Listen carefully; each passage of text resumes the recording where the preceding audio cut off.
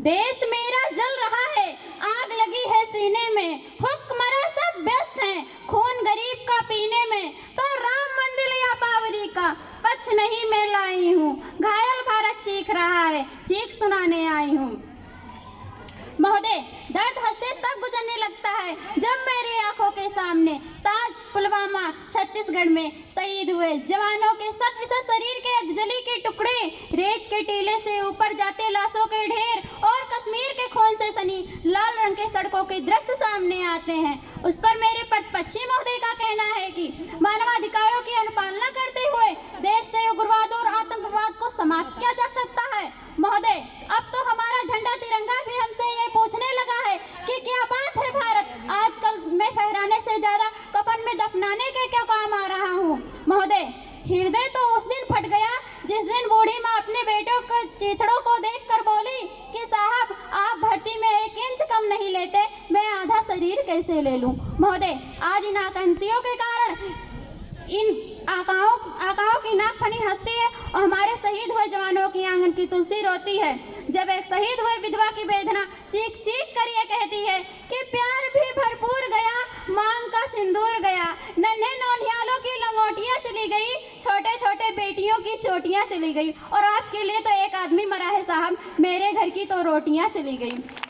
महोदय, किसी भी युद्ध को जीतने के लिए पहल करना सबसे ज्यादा आवश्यक है, क्योंकि इतिहास गवाह है कि पहल करके बड़े बड़े युद्धों के परिणाम बदल दिए गए हैं। परंतु आज मानवाधिकारों के कारण हमारे देश के जवान इस कदर बदे हुए हैं कि वो अपनी ड्यूटी पर खड़े होकर भी आज पहल करने से डरते हैं, क्योंकि महोदय भविष्य में उन्हें कटघरे में खड़े होने का डर सताए रहता है। वो ये जानते हैं कि एक उग्रवादी के राइफल से निकलने वाली गोली को ये तय करना पड़े या ना करना पड़े किसे लगेगी, लेकिन हमारी राइफल से निकलने वाली गोली को ये निर्णय लेना पड़ता है कि वो चाहे किसी दोषी को लगे या ना लगे, परंतु किसी निर्दोष को नहीं लगनी चाहिए। यदि ऐसा हुआ तो ना तो ये हमें समाज छोड़ेगी और ना ही दिल की तार बनाने वाली ये मीडिया छोड़ेगी।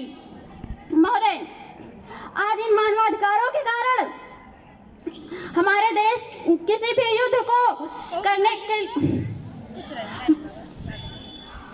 आज मानवाधिकारों के तले किसी जवान को दबाकर युद्ध के मैदान में छोड़ देना कोई वीरता नहीं, एक आत्महत्या है। क्योंकि महोदय, फूल को श्रृंगार दो ये मुमकिन नहीं और एक वीर को झनकार दो ये मुमकिन नहीं, जो हाथ बांधे सीमा के ऐसे मानवाधिकार का पालन संभव नहीं।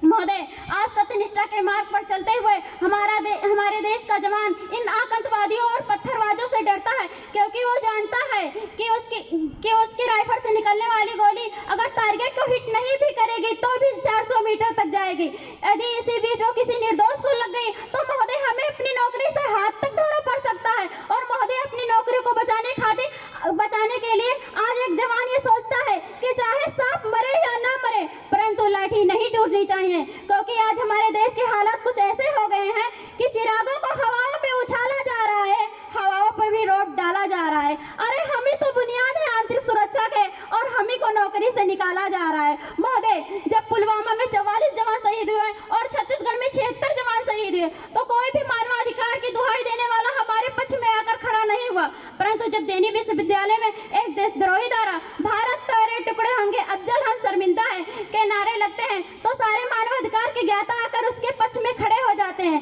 तभी तो क्या कहा था उस देशद्रोही ने, तुम एक अफजल को मारोगे हर घर से अफजल निकलेगा।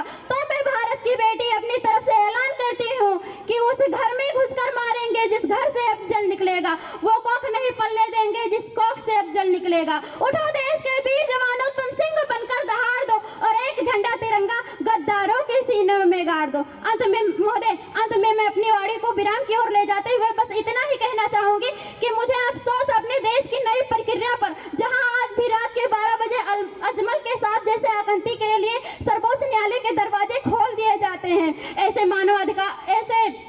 देश से मानवाधिकार की अनुपालना करते हुए उग्रवाद और आतंकवाद से कभी नहीं निपटा जा सकता। मानवाधिकार की दुहाइयां देने वालों, सीमा पर लड़ा नहीं जाता चरखों से सोलों के आगे, रामायण पढ़ी नहीं जाती सीमा पर गोलों के आगे।